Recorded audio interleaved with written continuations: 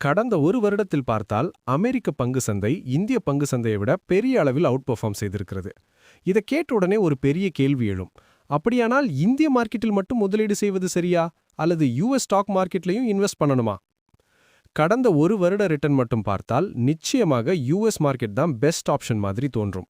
ஆனா ஒரு விஷயம் மறக்கக்கூடாது, பாஸ்ட் ரிட்டர்ன்ஸ் ஃபியூச்சர் பெர்ஃபார்மன்ஸை கேரண்டி பண்ணாது. இப்போ ஒரு முக்கியமான கேள்வியை உங்களை நீங்களே கேட்டு பாருங்க. உங்களுடைய முழு போர்ட்ஃபோலியோ ஒரே நாட்டை, ஒரே கரன்சியை, ஒரே எக்கானமியை டிபெண்ட் பண்ணியிருந்தால் அது உண்மையிலேயே டைவர்சிஃபிகேஷன் ஆகுமா? இதற்குத்தான் இன்றைய இந்த வீடியோவில் யுஎஸ் மார்க்கெட்ல கொஞ்சமாவது எக்ஸ்போஷர் எதுக்கு முக்கியம் அப்படின்னு டீட்டெயிலா டிஸ்கஸ் பண்ண போறேன். ஆனா கேட்ச் என்னன்னா, யுஎஸ் ஸ்டாக் இன்வெஸ்டிங் அப்படின்றது அவ்வளோ சிம்பிள் இல்ல. நிறைய பேருக்கு கன்ஃபியூஷன் இருக்கு. இந்தியால இருந்து யுஎஸ் மார்க்கெட்டுக்கு எப்படி இன்வெஸ்ட் பண்றது, மணி எப்படி டிரான்ஸ்ஃபர் பண்றது, ஸ்டாக்ஸ் வாங்கலாமா, இடிஎஃப்ஸ் வாங்கலாமா, சார்ஜஸ் எவ்வளவு, டாக்ஸ் எப்படி இருக்கும், செல் பண்ணினா மணி எப்படி இந்தியாவுக்கு திரும்ப வரும்? இந்த எல்லா கேள்விகளுக்கும் இந்த வீடியோவில் தெளிவான பதில் கிடைக்கும். Alright, let's get started. முதலில் ஒரு பேசிக் கொஸ்டின். இந்தியா ஃபாஸ்டா க்ரோ ஆகுது, இந்தியன் ஸ்டாக் மார்க்கெட் ஹிஸ்டாரிக்கலா நல்லா பெர்ஃபார்ம் பண்ணியிருக்கே, அப்படி இருக்க யுஎஸ் மார்க்கெட் எதுக்கு? இந்த கேள்வி ஃபேர் தான். அதற்கான answer diversification and risk management. நீங்கள் இந்தியாவில் மட்டும் இன்வெஸ்ட் பண்ணினால் உங்களுடைய முழு போர்ட்ஃபோலியோ ஒரே எக்கானமி, ஒரே கவர்மெண்ட், ஒரே கரன்சி, இந்தியன் ருபி, இது எல்லாத்தையும் டிபெண்ட் பண்ணும். மேக்ரோ லெவல்ல ஏதாவது ப்ராப்ளம் வந்தா உங்கள் முழு போர்ட்ஃபோலியோவும் ஒரே நேரத்தில் பாதிக்கப்படும். யுஎஸ் மார்க்கெட் உங்களுக்கு என்ன தருது? வேறொரு எக்கானமி, வேறொரு கவர்மெண்ட், வேறொரு கரன்சி, யுஎஸ் டாலர். இதனால ஓவரால் ரிஸ்க் குறையும். அதனால first reason, don't keep all your eggs in one basket. Pure risk management பெர்ஸ்பெக்டிவ்ல யுஎஸ் மார்க்கெட் எக்ஸ்போஜர் வைத்திருக்கிறது நல்லது. ஈக்விட்டியில இன்வெஸ்ட் பண்ணும்போது லாஸ்ட் 1 இயர் ரிட்டர்ன் பார்த்து டிசிஷன் எடுக்கக்கூடாது. லாங் டேர்ம் பெர்ஸ்பெக்டிவ்ல பார்க்கணும்.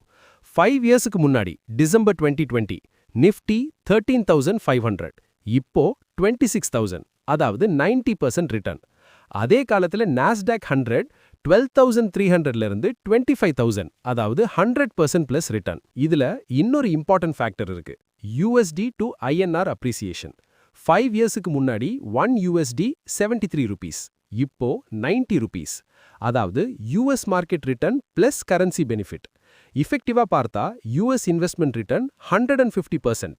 10 இயர்ஸ் எடுத்தா நிஃப்டி 240%, நாஸ்டாக் 450%, டாலர் அப்ரிசியேஷன் சேர்த்தா 660%. மூன்றாவது மற்றும் மிக முக்கியமான காரணம், வேர்ல்ட்ஸ் மோஸ்ட் இன்னோவேட்டிவ் கம்பெனிஸ்.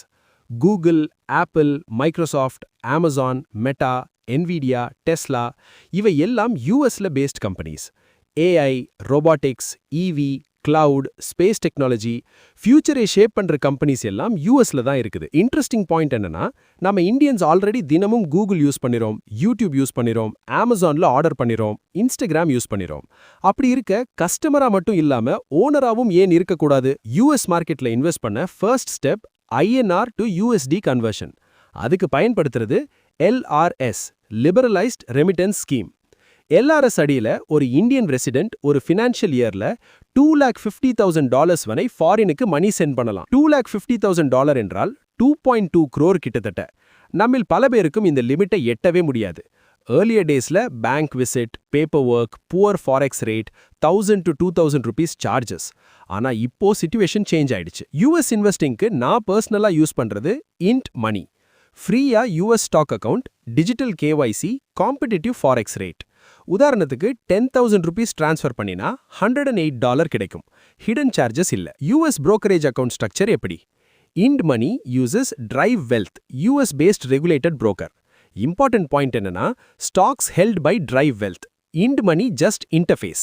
அதனால வர்ஸ்ட் கேஸ்ல இண்ட் மணிக்கு ப்ராப்ளம் வந்தாலும் உங்க ஸ்டாக் சேஃபா இருக்கும். US stock buying experience super simple. Alphabet stock example எடுத்துக்கோங்க. Price chart, returns, financial data எல்லாம் ஒரே ஸ்கிரீன்ல. யூஎஸ் மார்க்கெட்ல biggest advantage fractional ownership. Alphabet stock 28,000 rupees இருந்தாலும் நீங்க 1,000 rupees வர்த் கூட பை பண்ணலாம். 0.1 ஷேர், 0.05 ஷேர், எதுவாக வேண்டுமானாலும் இருக்கலாம். இது இந்தியால பாசிபிள் இல்ல. செல்லிங்கும் சேம் சிம்பிள். பார்ஷியல் செல் அலவுட், ஃபிராக்ஷனல் செல் அலவுட். மார்க்கெட் க்ளோஸ் இருந்தா ஆர்டர் கியூல போகும். ஃபியூ கிளிக்ஸ்ல பையராவும் செல்லராவும் ஆகலாம். யூஎஸ்ல இன்வெஸ்ட் பண்ணும்போது 2 option. 1 direct stocks, 2 ETFs. Business research பண்ண டைம் இருந்தா டைரக்ட் ஸ்டாக்ஸ் ஓகே, பட் பிகினரா இருந்தா ETFs best. Popular US ETFs Invesco Nasdaq 100 ETF, Vanguard S&P 500 ETF.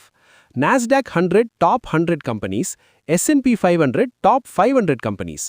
Single ETF வாங்கினாலே hundreds of companiesல ownership. US ETFsக்கு SIP investing perfect. 500 rupees, 1000 rupees, 2000 rupees எவ்வளவு கம்ஃபர்டபுளா இருக்கோ அவ்வளவு. Dollar cost averaging ஆட்டோமேட்டிக்கா happen ஆகும். Market down இருந்தா more units, market up இருந்தா fewer units. SIP investing எமோஷனை remove பண்ணும். பேனிக் செல்லிங் இல்லை, கிரீட் இல்லை, டைமிங் ஸ்ட்ரெஸ் இல்லை. Just consistency plus patience. இதுதான் ரியல் வெல்த் கிரியேட் பண்ற ஃபார்முலா. சார்ஜஸ் பத்தி பேசலாம். Account opening 0, AMC 0, SIP 0. Main cost forex spread, GST and approximately 0.25% brokerage. TCS பத்தி பார்த்தால் 10 lakhக்கு மேல ரெமிட்டன்ஸ் இருந்தா 20% TCS. But remember, TCS is not extra tax. ITRல அட்ஜஸ்டோ ரீஃபண்டோ கிடைக்கும். US stocks and ETFs இந்தியால தான் tax. Less than 24 months STGC slab rate.